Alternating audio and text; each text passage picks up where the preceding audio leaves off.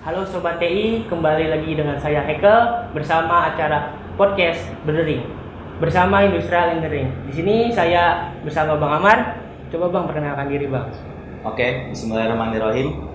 Assalamualaikum warahmatullahi wabarakatuh. Salam sejahtera untuk kita semua.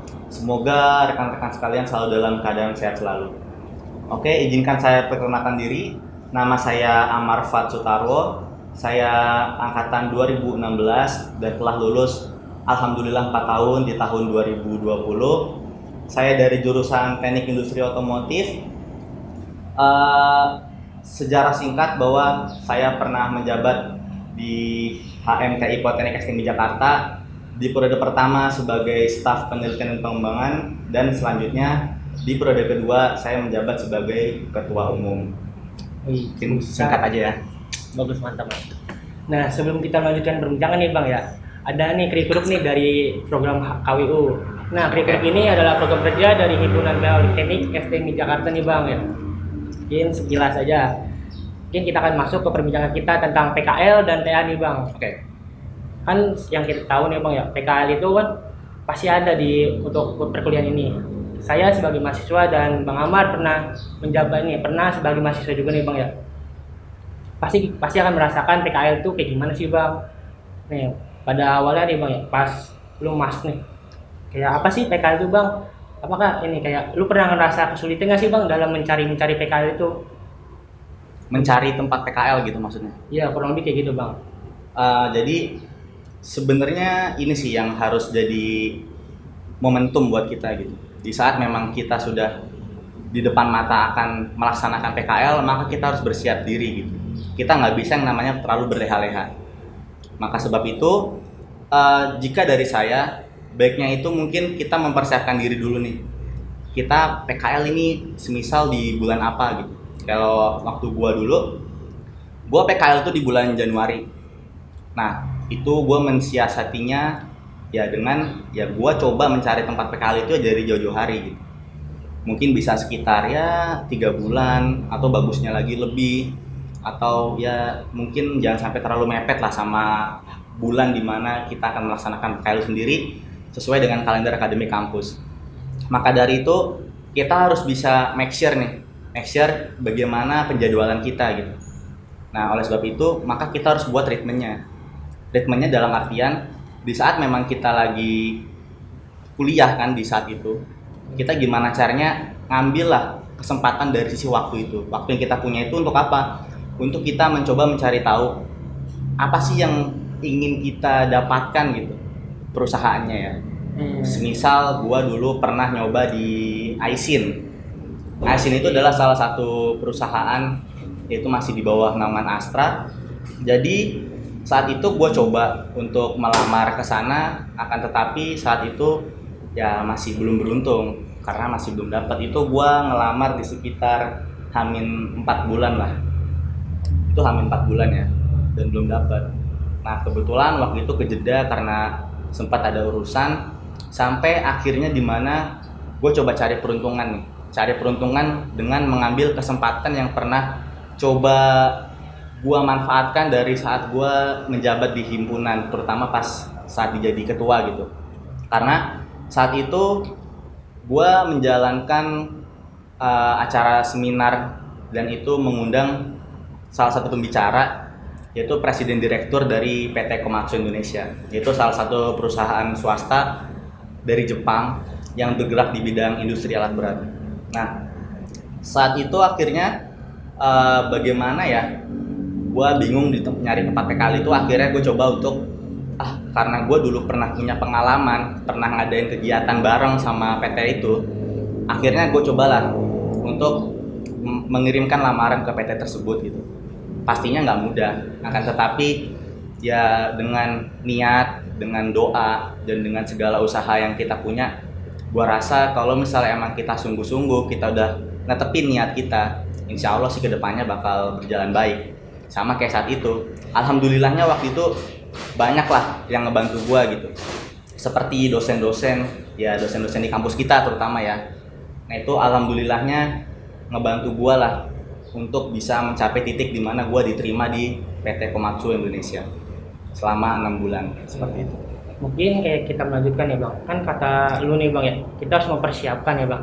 Mungkin persiapan itu kayak gimana sih yang harus diperhatikan, kayak misalkan kayak apakah harus sesuai jurusan atau kayak gimana bang? Menurut lu kayak gimana bang? Pasti kita bakal lebih nyaman dalam melakukan kegiatan di saat memang apa yang ingin kita raih atau yang ingin kita dapatkan itu tercapai gitu, atau yang ada di pikiran atau yang memang sudah menjadi background dari kita. Background kita kan di industri otomotif kan. Nah pastinya sebisa mungkin ya kita mengarahnya ke sana, walaupun tidak menutup kemungkinan kita bisa mendapatkan industri-industri di bidang lainnya, tidak harus di otomotif. Akan tetapi kan memang dari kampus kita sendiri pun sudah bergerak ke arah sana, dan baiknya memang ya kita mencobalah merealisasikan hal tersebut. Nah, oleh sebab itu bagi gua yang pertama harus kita persiapkan itu adalah diri kita gitu. Karena ini beda ya. Beda antara dengan dunia di saat kita di kampus ataupun dunia di saat nantinya kita memang akan terjun ke dunia PKL itu sendiri gitu. Karena pastinya banyak hal-hal baru yang nantinya bakal kita dapat, akan tetapi kita belum tahu nih nanti gimana ya PKL. Nah itulah yang menjadi tantangan buat diri kita, kayak gitu sih. Ya, mungkin karena kita udah punya kayak kemampuan dan kita percaya apa sih yang diperhatikan dari PKL ya. Kan yang gue dengar ya tadi nih bang ya, lu juga masuk ke salah satu perusahaan PT Komatsu nih bang ya. Itu kan kayak bisa dibilang itu kayak keinginan lu juga sih bang ya, dari kayak punya prospek sebelumnya dari apa acara webinar itu. Mungkin ada nggak sih bang tips agar bisa diterima PKL di Komatsu atau yang seperti kita inginkan sesuai keinginan kita bang? Itu memang alhamdulillahnya balik ke rezeki kita masing-masing sih ya. Di saat emang kita mencoba, belum tentu apa yang kita coba itu pasti berhasil. Nah, menurut gua baiknya itu kita menjadi pribadi yang tidak pernah menyerah sih. Jadi kita tetap coba terus, karena menurut gua tidak pernah ada suatu kesempatan itu yang tertutup gitu. Pasti akan ada celah yang bisa kita raih dari kesempatan-kesempatan yang ada. Makanya di saat memang kita mendapat suatu penolakan, ya kita terus keep it up aja gitu. Kita terus coba cari lagi, kita coba mengasah diri kita gitu. Dan juga yang pastinya ya kita memanfaatkan lah relasi-relasi yang kita punya. Itu menurut gue salah satu hal penting ya. Relasi yang maksud di sini ya entahlah, gue nggak memungkiri ya, di Indonesia ini memang sudah terlalu sering lah kita mendengar yang namanya orang dalam gitu. Terus kita mau menyalahi hal itu ya nggak bisa, karena menurut gue di saat memang sudah terlalu banyak yang namanya orang-orang yang masuk ke perusahaan dengan orang dalam itu, maka menurut gua janganlah kita menyalahkan hal itu. Memang itu bukan salah satu hal yang tanda kutip nggak baik ya. Cuman gimana cara kita bisa beradaptasi dengan hal itu?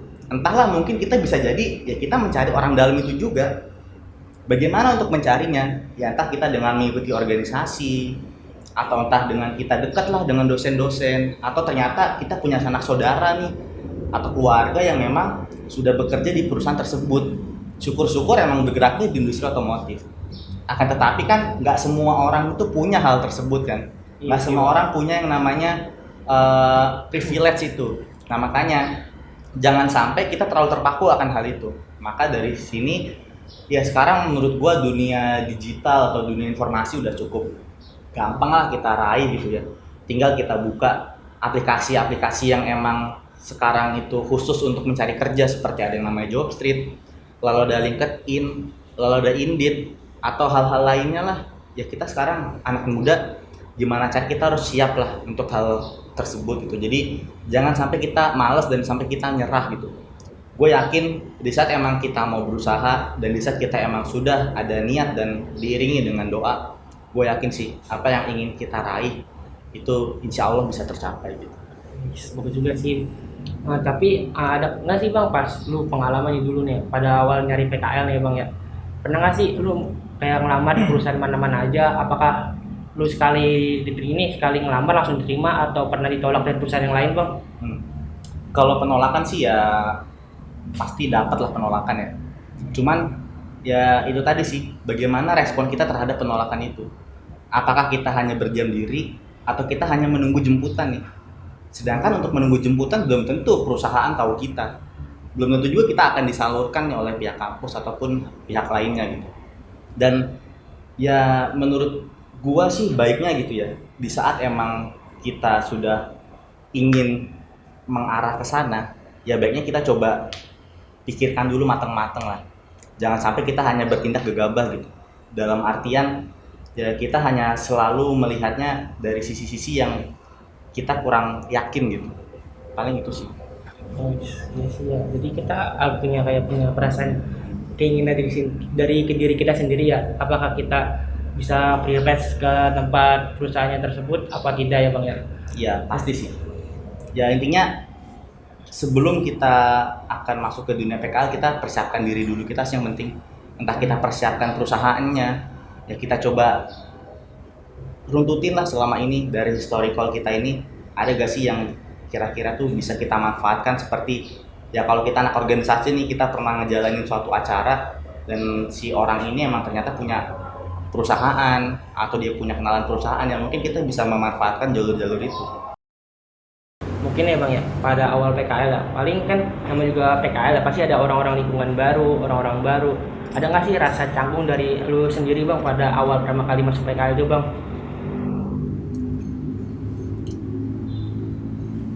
Pasti sih kalau menurut gue ya, walaupun bisa dibilang gue dari sisi organisasi emang udah ada pengalaman atau di kampus sudah terbiasa, tapi ya menurut gue kita ingin menginjakan kaki kita di tempat yang baru nih.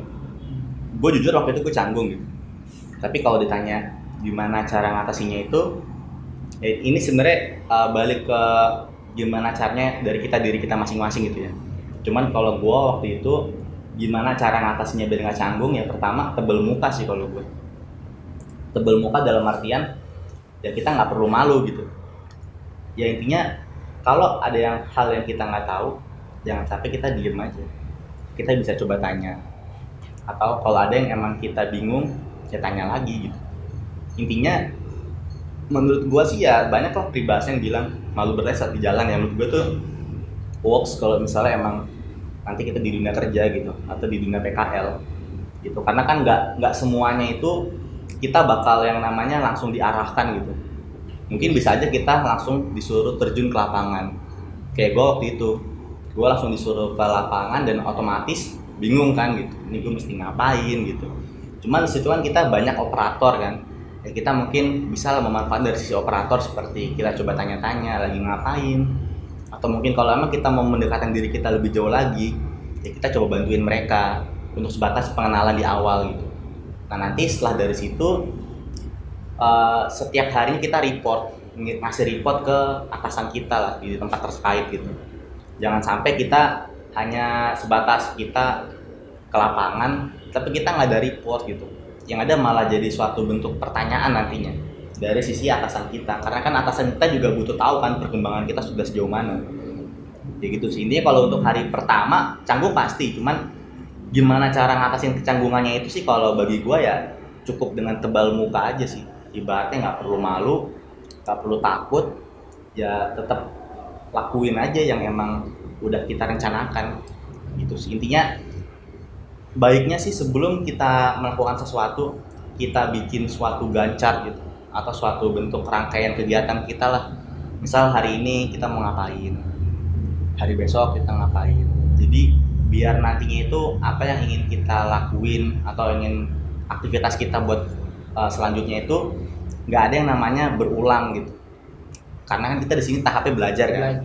Nah itu biar kita juga tetap tahu banyak hal lah nanti di dunia PKL itu. Jadi kalau emang kita nggak bikin daily activity kayak gitu, takutnya ntar kitanya lupa kan.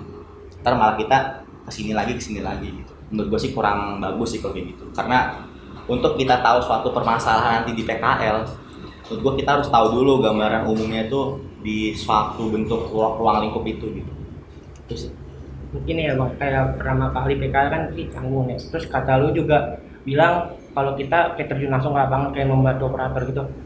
Mungkin apa sih PKL itu pertama kali dilakukan tuh kayak contoh kasusnya kayak kita ngapain di dalam PKL itu? Apakah kita langsung terjun bekerja langsung? Apakah kita membantu operator itu baru bilang ke atasan, atau kita dapat dari atasan, dapat job dari atasan, atau kayak gimana? Nah, biasanya kalau dari atasan itu cuman sebatas ngasih suatu bentuk arahan doang. Biasanya sih dia ngasih kayak perintah gitu sih dari atasan, ngasih perintah mungkin ke operator atau ke foreman atau supervisor itu untuk ngarahin kita, untuk biar kita tahu nih seperti alur proses produksinya gimana, lalu seperti struktur organisasi di tempat kita gimana, kayak gitu. Jadi hanya sebatas deskripsi singkat. Selebihnya sih waktu itu gua pas PKL itu ya dilepas, ada namanya Gemba. Jadi Gemba itu kalau dari sisi bahasa Jepang tuh mirip kayak ya kita mengamati di lapangan lah gitu. Ya kita studi di lapangan aja, kita belajar coba mengamati di lapangan, kira-kira dari analisa kita, dari ilmu-ilmu yang udah pernah kita dapat di kampus itu, kita bisa gak sih ngebayangin gitu, oh ternyata di arah sini nih terjadi banyak hal minor nih, terjadi banyak kerusakan atau terjadi banyak kerugian. Mungkin kita bisa jadi catatan kan buat kita, oh ini penyebabnya apa ya, oh mungkin kalau untuk hari ini cukup sampai sini dulu deh, ini gue catat dulu nih permasalahan yang hari ini, baru besok gue lanjutin di hari selanjutnya. Jadi sebisa mungkin setiap harinya itu apa yang kita kerjain itu meningkat gitu, nggak statis tapi dinamis, kayak gitu sih. Berarti kalau berhubungan ke catatan, apakah PKL ini berhubungan sama judul TA yang akan kita bawa buat skripsi nanti, Bang? Bisa dibilang kayak gitu sih, tapi kita nggak boleh terpaku sama hal itu. Nah terkadang mungkin di kita ini banyak lah yang masih terpaku dengan bahwasanya dari apa yang udah kita dapat di PKL itu harus sama dengan apa yang kita lakuin di TA gitu. Mungkin baiknya emang berkesinambungan, karena kita pun mau mengerjakan tugas akhir, pasti kita menyesuaikan dengan data-data yang kita punya di PKL. Tapi kan kita harus paham dulu bahwa yang kita kerjakan ini ada dua kan. Yang pertama ada laporan PKL, dan yang kedua ini ada tugas akhir atau skripsi ini sendiri kan. Bukan dalam artian apa yang kita kerja di laporan PKL ini harus sinkron dengan apa yang nantinya ingin kita kerjakan di skripsi gitu. Ini gue ngasih catatan ini nggak harus ya, karena gue pun jujur aja gue nggak ibaratnya selaras gitu. Akan tetapi sebisa mungkin kita bisa nyari objek yang lebih luas lah di pikiran kita, karena kan permasalahan di lapangan itu banyak kan. Mungkin kalau untuk di PKL kita boleh untuk tidak terlalu dalam sisi analisa atau untuk mengimprovisasinya, karena hanya sebatas kita ini di sini membuat laporan apa sih yang kita lakuin di PKL itu, apa sih yang kita tahu tentang perusahaan itu, dia ngeproduksi apa aja, kayak gitu sih. Mungkin hanya sebatas gambaran-gambaran singkat. Dan untuk masalah yang kita dapat di PKL pun ya nggak perlu untuk terlalu dalam untuk kita lakuin improvisasi. Nah ini bisa jadi kesempatan kita nih untuk ngelakuin improvisasinya itu nanti di skripsi kita sendiri itu. Nah makanya menurut gua sebelum kita nentuin ibaratnya PKL sama TA ini, laporan PKL atau skripsinya ini, kita pertama tentuin dulu dari diri kita. Kita mau gimana? Kita mau selaras gak? Atau kita emang mau agak berbeda nih? Gitu. Nggak ada yang salah dengan keduanya. Berarti kan kalau skripsi itu kan sih ada data ya, kan datanya bukannya berhubungan sama PKL-nya juga sih, Bang.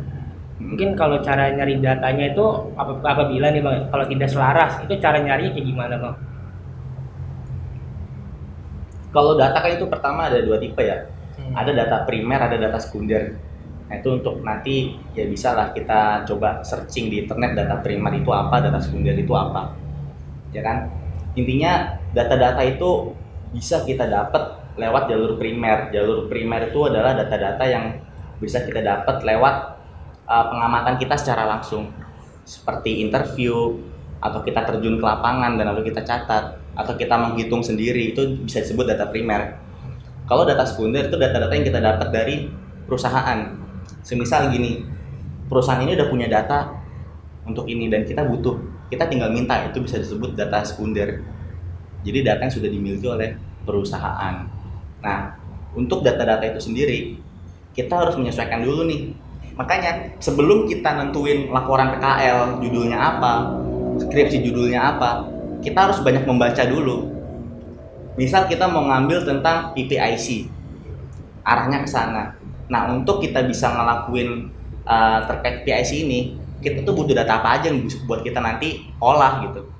Jadi kita kumpulin data dulu yang emang sesuai. Kita bisa baca lah literasi sekarang banyak ya, entah bisa dari jurnal atau dari referensi skripsi atau tugas akhir yang dari senior kita punya, kita minta. Ya cuman saran gua nggak bagus lah kalau kita mau kopas gitu. Itu hanya sebatas kita jadikan referensi aja, biar kita nggak terlalu yang namanya buta-buta banget gitu.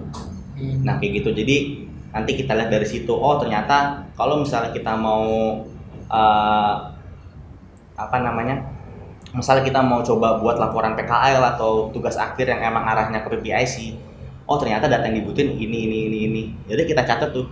Setelah kita catat baru besoknya kita coba di lapangan nih gimana. Entah kita mau coba pakai data primer atau data sekunder. Kalau data primer yang tadi gue bilang itu, oh berarti kita coba dulu nih. Kita hitung misalnya dalam satu hari, kalau misalnya tentang PPIC kan lebih banyak ke bagian produksinya kan. Misalnya satu hari ini dia ngeproduksi berapa nih? Misalnya 1000 item kayak gitu. Atau ternyata dari perusahaan pun punya data sekunder, boleh kita minta, tapi baiknya kita pastikan dulu, oh ternyata di lapangan emang hasilnya pun segini gitu. Kayak gitu sih. Jadi ya menurut gua baiknya tuh di compare lah antara data primer dan sekunder biar lebih bagus. Iya, itu berarti kayak berbicara data masih bisa dicari di internet juga ya, untuk bisa berimprovisasi juga buat digabungin apa kayak gimana bang? Kalau data kita nggak boleh main-main sih, karena banyak perusahaan yang kayak gini. Di tugas akhir kita nggak boleh mencantumkan nama perusahaannya gitu. Karena data-data ini kan pasti data-data konfidensial rata-rata. Data konfidensial itu ya data-data yang nggak boleh emang disebarluaskan, karena emang itu data khusus yang dimiliki oleh perusahaan kayak gitu. Nah jadi ya kita nggak boleh lah kan yang namanya memanipulasi data gitu. Ya kita pertama tetap observasi dulu di lapangan. Dari observasi itu kita belajar yang namanya ada studi pustaka. Nah studi pustaka ini penting banget menurut gua. Kenapa penting? Karena dari studi pustaka ini kita mendapatkan banyak bacaan, banyak pengetahuan. Semisal kita mau baca jurnal gitu. Oh dari jurnal ini kan ada gambaran singkat mengenai tahapan-tahapan dalam kita melakukan sesuatu kan, atau data-data yang perlu kita kumpulin itu apa aja. Atau yang tadi gue bilang kita bisa minta referensi dari senior-senior kita kayak bagaimana caranya untuk mengambil data-data ini. Kita harus ngelakuin interview kah, atau kita bisa langsung minta data ke perusahaan, atau emang kita langsung ngamatin. Yaitu banyak tipe kayak gitu. Ya mungkin kalau dari itu kayak gitu dulu kali bang ya. Mungkin kalau dari tentang ini deskripsi ya bang ya, atau tugas akhirnya bang ya, ada nggak sih tanggapan dari lu contoh kasusnya, misalkan gini, gua bikin judul A nih bang ya, judulnya ini, tapi dari dosen pembimbing itu nggak ACC. Mungkin dari tanggapan ya tentang dosen pembimbing yang galak itu harusnya kayak gimana bang, tanggapan buat diri kita sendiri agar kita itu bisa menyelaraskan tugas akhir ini sampai selesai bang?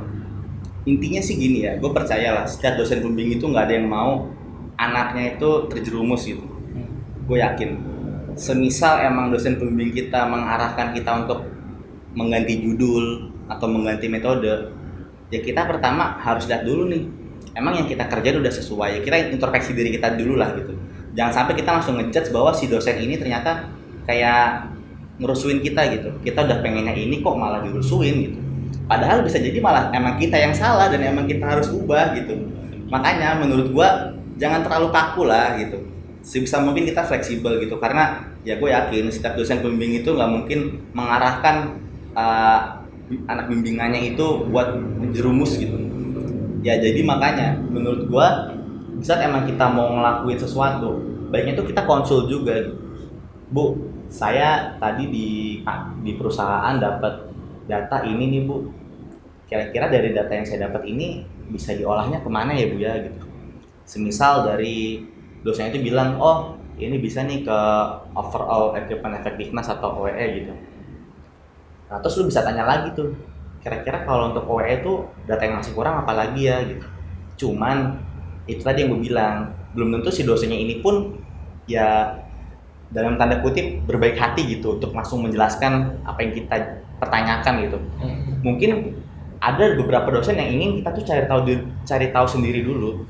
Nah makanya kita harus paham dulu karakteristik si dosen pembimbingnya ini, gimana sih dia cara mainnya. Untuk tahu gimana cara dia mainnya kan kita bisa tanya ke senior-senior kita yang emang udah pernah dibimbing sama dosen tersebut, dia karakteristiknya gimana, cara kerjanya gimana, kayak gitu. Intinya jangan sampai kita ini malah terlalu mengikuti arus dari si dosen pembimbingnya ini gitu. Kita juga harus punya arus gimana caranya si dosen pembimbing pun ini ya bisa mengikuti arus yang kita mau kayak gitu. Caranya gimana? Itu tadi harus dengan komunikasi yang baik, harus dengan cara berpikir yang relevan juga, jangan sampai kita terlalu egois juga kayak gitu. Itu menurut gua kurang bagus sih. Jadi intinya kalau untuk pertanyaan tentang dosen pembimbing yang mungkin galak atau gimana, itu wajar lah, karena menurut gua itu malah semisal dosen pembimbing kita galak pun itu bentuk pembelajaran buat kita. Ambil sisi positifnya aja, jangan terlalu kita lihat sisi negatifnya kayak mempersulit kita atau gimana. Ya nantinya pun di saat emang kita terjun ke dunia kerja, kita salah dan kita domelin, ya masa kita mau marah-marah, nggak bisa kan. Gimana caranya ya kita perbaiki diri kita, kayak gitu sih. Mungkin kayak kelanjutan ya dari omongan lu nih Bang, kan kita harus punya komunikasi yang baik nih. Kan misalkan dosen pembimbing itu kan kayak macam-macam karakter juga deh Bang. Mungkin ada contoh kasus kayak gini Bang, mungkin kita komunikasi udah lancar ke dia, tapi si dosen pembimbing ini mungkin karena dia sibuk atau karena ada punya urusan lebih, tapi dosen pembimbing ini tidak menggubris atau tidak membalas chat kita. Mungkin apa sih yang harus kita lakukan kayak gitu Bang? Emang banyak sih, apalagi di situasi pandemi gini untuk ketemu langsung susah. Untuk kita mencoba secara virtual pasti terkadang ada kesulitan, entah kesulitannya karena si dosen ini sibuk atau gimana. Tapi tetap kalau gue sih menyarankan untuk tetap berupaya untuk selalu ngejar si dosen ini gitu. Kita tetap ngelakuin tugas-tugas yang emang ingin kita kerjakan gitu. Jangan sampai karena dosen kita kurang responsif sama diri kita, kitanya juga malah ikutan nggak aktif gitu atau nggak responsif juga. Itu menurut gue malah satu bentuk hal yang blunder gitu. Salah Banget ya. Jadi kalau emang ternyata dosen pembimbing kita ini saat kita komunikasikan emang kurang baik, mungkin jalan lainnya tuh kita bisa coba untuk mencari informasi lah tentang si dosen ini lagi ada masalah apa sih gitu. Kalau emang ternyata udah kita cari tahu dan emang dia lagi sibuk, oh ya udah kita coba mengerti kesibukannya dia dulu. Tapi kalau semisal emang dia udah nggak ada kesibukan tapi jarang respon kita, ya kita coba bisa nyari peralihan lain gitu. Mungkin kita bisa coba, bukan dalam artian mengadu ya, kita coba komunikasikan lah sama ketua prodi kita. Kita coba tanyakan, Pak, ini si dosen ini saya kurang mendapat perhatian nih, saya kurang mendapat bimbingan, gimana ya Pak ya, kayak gitu. Mungkin salah satu dengan cara itu agar nantinya si dosen ini pun mendapat suatu masukan dari si ketua prodi ini. Tapi tetap menurut gua, walaupun emang ada beberapa kasus misal dosen bimbing seperti itu, jangan sampai kitanya terpengaruh juga, kayak gitu. Intinya kan kita ini ingin mengerjakan apa yang kita mau gitu. Walaupun mungkin dosen kita ini mungkin pengennya B gitu, kita udah A. Tapi kalau misalnya kita udah menyetujui yang B ini, otomatis kita mengerjakan apa yang kita mau kan. Yang kita mau karena kita udah menyetujui hal itu. Nah, di saat emang kita udah menyetujui hal itu ya, tetap sih menurut gua kita kerjain aja terus gitu. Jangan sampai kita misalnya mau bimbingan bab 1 nih, tapi karena dapat responnya lama, kita malah lupa sama bab lainnya. Padahal kita bisa memanfaatkan waktu di saat emang dosen kita lagi sibuk atau emang nggak ada waktu buat kita responsi atau buat kita coba diskusi. Ya udah, kita manfaatin waktu itu ya buat kerjain bab lainnya. Jangan sampai kita mandek gitu.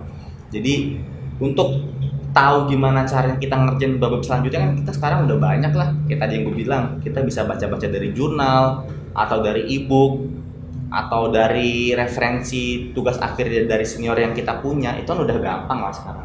Kayak gitu sih, jangan terlalu tertutup sama hal ini tapi kita nggak mau membuka hal lainnya gitu. Kayak gitu sih. Ya kan kalau kita udah selesai TA nih Bang, misalnya udah semua di ACC, pasti ada proses kayak pengujian gitulah, kayak kita harus nyiapin presentasi dari hasil TA gitu Bang. Mungkin kan pasti ada ya orang nih Bang ya, termasuk saya sendiri masih nervous apabila kita presentasi. Sedangkan di TA ini kan pasti diuji sama dosen penguji yang bisa dibilang notabene dalam tanda kutip itu ilmunya lebih tinggi dari kita. Mungkin dari Abang nih Bang, ada nggak sih rasa buat kayak meminimalisir rasa nervous itu Bang? Nervous pasti, gue pun pernah ya. Pas awal-awal presentasi itu nervous pasti itu. Tapi balik lagi, nervous itu terkadang disebabkan oleh ketidaksiapan kita dalam melihat ke arah kedepannya gitu. Bisa jadi kitanya itu kurang membaca atau kurangnya latihan gitu. Nah makanya menurut gua sebelum emang kita masuk ke ranah presentasi atau ranah seminar atau sidang itu, baiknya itu kita benar-benar pelajari dulu apa yang udah kita buat gitu. Semisal kita ngerjain tugas akhir, ya kita pelajari dulu tugas akhir kita, kayak gitu. Kalau bisa, ya kita ini cari titik apa ya, titik terkuat kita lah, gitu, untuk kita masukin di PowerPoint. Karena kan namanya PowerPoint kan, itu titik kekuatan. Nah itu apa yang kita tampilin di PowerPoint itu yang benar-benar jadi titik kekuatan di tugas akhir kita. Jangan sampai ada yang miss, karena kalau ada miss berarti namanya itu ada celah untuk si dosen pembimbing ini nanya gitu terkait celahnya ini. Terkadang pun gue pun malah sengaja gue ngasih celah ini, jujur kalau gue malah sengaja ngasih celah ini. Karena apa? Celah yang ini tuh gue udah tahu jawabannya apa, jadi sengaja gue kasih celah ini trik aja gitu ya buat yang lain-lainnya. Sengaja gue kasih celah ini di PowerPoint gue biar ada dosen ini yang nanya ke arah sana, padahal gue pun udah tahu jawabannya. Jadi biar fokus si dosen ini tuh nggak fokus sama hal-hal yang ibaratnya ya hal-hal lain lah gitu, biar fokus sama si celah ini. Akan tetapi kita pun udah menyiapkan gitu backup-nya. Jadi itu salah satu trik sih sebenarnya. Jadi kita sengaja buat celah itu biar si dosen ini pun ternyata ngarahnya nanya ke sana, bukan nanya malah hal-hal yang emang lebih sulit, yang emang kita malah bingung gitu. Kayak gitu sih. Mungkin ya kalau bicara celah nih, bahkan lu juga kayak punya udah persiapan ya celah itu ya. Misalkan ya dosen A, misalnya dosen A itu kayak menanyakan celah ini, tiba-tiba si dosen B tiba-tiba nanya off the box dari celah itu. Mungkin tapi karena celah ini dari off the box dari celah kita, mungkin karena kita udah lupa mungkin apa sih kayak cara mengatasi apabila pertanyaan itu sebenarnya kita tahu tapi kita lupa cara ini ya, cara menjawabnya atau cara menjelaskannya. Mungkin ada nggak sih cara mengatasinya, Bang? Kalau gue sih jujur ya, gue pernah ngalamin di titik kayak gue tiba-tiba diem gitu. Diem kadang untuk mikir, atau diem kadang emang gue nggak tahu gitu mau ngejawab apa. Karena kan pertama lawan bicara kita pun dari sisi pendidikan pun pasti lebih tinggi, dari sisi pengalaman udah jauh lah gitu, jam terbangnya udah tinggi banget gitu.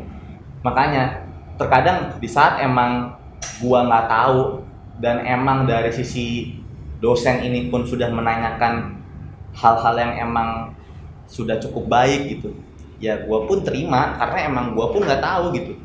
Jadi intinya gini sih, kalau kita nggak tahu ya jangan so tahu gitu. Boleh so tahu tapi harus ada dasarnya. Jangan sampai kita hanya sebatas omong kosong. Nah itu yang bahaya. Terkadang di saat emang kita malah ngungkapin omong kosong itu, bisa jadi bentuk si dosen ini malah mempertanyakan si omong kosong kita ini gitu. Jadi jangan sampai kita ngejawab tapi tanpa berpikir gitu. Itu kadang-kadang yang salah. Jangan sampai kita ngejawab hanya sebatas frontal dari mulut kita aja. Tapi pikirkan dulu dampaknya. Kalau emang kita nggak tahu, ya udah jadikan ini sebuah bentuk poin revisi kita atau poin tambahan kita. Gue pun udah sering ngalamin itu. Gue ganti judul itu 3 kali. Tapi gue terima gak? Ya terima. Karena apa?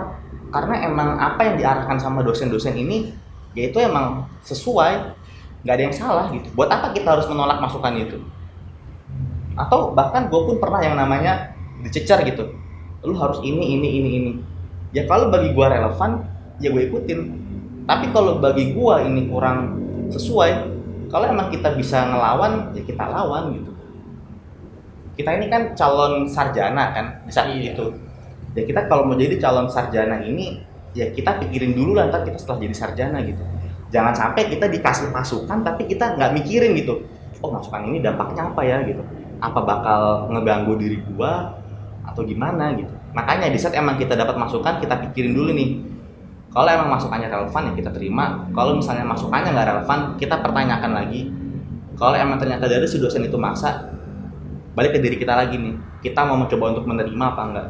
Kalau misalnya kita menerima, kita bisa gampangnya, ya ntar kita tinggal tanya aja sama si dosen ini, Bu, jadi tadi Ibu maksudnya gimana? Bu, dalam mengerjakan masukan Ibu ini, kita harus ngapain aja? Kan gitu. Intinya jangan sampai malu bertanya sih. Sesat dah kalau malu bertanya. Bagus sekali sih. Mungkin emang seharusnya kayak gitu sih, Bang. Ya. Mungkin kita karena udah akhir dari pertanyaan ini, topik kali ini, mungkin saya bisa simpulkan ya, Bang ya. Mungkin dari tempat PKL ini pasti ada yang namanya juga ditolak, tapi kita harus bisa berjuang dan Jangan pernah pantang menyerah untuk mendapatkan dari tempat PKL kita ini. Nah, PKL ini tidak selalu selaras dengan TA tersebut, Bang. Iya. Nah, mungkin ada apabila nih di suatu TA kita mempunyai dosen yang bisa dibilang kurang responsif, tapi kita harus memberikan respon terus kepada dosennya tersebut, Bang, agar dari agar dari TA kita bisa di ACC dan lebih baik ke depannya. Mungkin dari Abang ada closing statement lainnya, Bang? Intinya gini, gue cuman pengen ngasih arahan sih sama teman-teman. Gue dulu dapat challenge dari dosen pembimbing gue dalam pembuatan landasan teori ya. Ntar ngaruhnya ke dasar pustaka. Gue saranin teman-teman untuk pakai yang namanya Mendeley Desktop. Itu menurut gue sangat ngebantu banget ya. Teman-teman bisa cari deh gimana caranya menggunakan Mendeley Desktop itu. Jujur gue nggak bohong, gue ngebuat daftar pustaka tuh nggak nyampe 30 detik.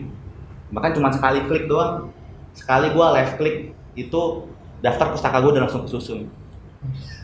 Itu gue coba saranin teman-teman nantinya dalam mengerjakan laporan PKL atau skripsi itu menggunakan salah satu bantuan Mendeley Desktop itu. Jadi nantinya file-file atau jurnal-jurnal gitu ya yang udah kita download dari Google atau referensi tugas akhir. Tapi kalau referensi tugas akhir nggak bisa sih. Minimal kita dapat jurnal-jurnal atau artikel-artikel atau ebook lah ya. Nanti itu kita download. Nanti setelah di-download itu kan pasti masuk ke folder download di laptop kita kan. Nah, nanti folder itu atau file-file itu dimasukkan ke Mendeley Desktop ini, disinkronisasi. Nanti setelah itu baru deh kita mau mengutip bagian mana tinggal kita kutip. Nanti secara otomatis dari sisi peneliti yang buat ini tahun berapanya itu udah pasti nongol. Dan lebih mudah lagi nantinya di bagian daftar pustakanya karena bisa langsung kesusun. Sama pesen gua intinya gini sih, berpikirlah dengan konsep DMAIC gitu. Gue bukan mengarahkan untuk menggunakan metode DMAIC, tapi berpikirlah dengan konsep DMAIC. DMAIC itu pertama D-nya itu define, M-nya itu measure, A-nya itu analysis, I-nya itu improvement, C-nya itu control. Ini trik ya. Dalam mengerjakan laporan PKL, gue saranin sampai di poin DMA ini. Sampai poin di titik analisis. Kenapa kayak gitu? Karena yang tadi udah gue bilang di awal, jangan sampai kita di laporan PKL terlalu dalam banget ngebahasnya. Gitu. Kalau udah terlalu dalam ini sama aja kayak kita ngebuat skripsi gitu. Tapi sampailah di titik DMA ini, di titik analisis ini dan kita ngasih sedikit, ya improve sedikit lah. Ntar baru nih dari sisi DMA ini kita bisa sinkronisasi ke IC-nya. IC-nya ini kita manfaatin ntar buat di tugas akhirnya ini. Jadi setelah kita udah mengerjakan DMA ini untuk di laporan PKL, kita bisa yang tadi mungkin masnya bilang ini kita mau sinkronisasikan ke tugas akhirnya dari PKL ke TA itu bisa banget dengan konsep ini. Setelah kita udah ngelakuin konsep DMA ini, baru kita terusin nanti di laporan PKL itu dengan IC-nya ini, improvement dan control. Gitu sih, itu paling closing statement dari gua. Semoga bisa ngebantu dan ngebuka pikiran teman-teman yang lain sih.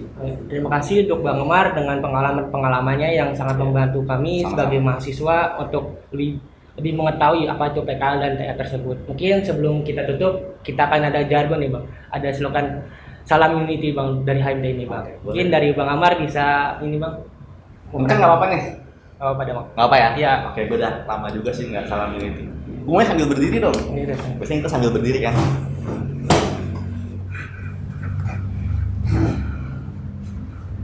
Bismillahirrahmanirrahim. Salam hangat dan salam cinta dari saya. Salam unity! Salam unity!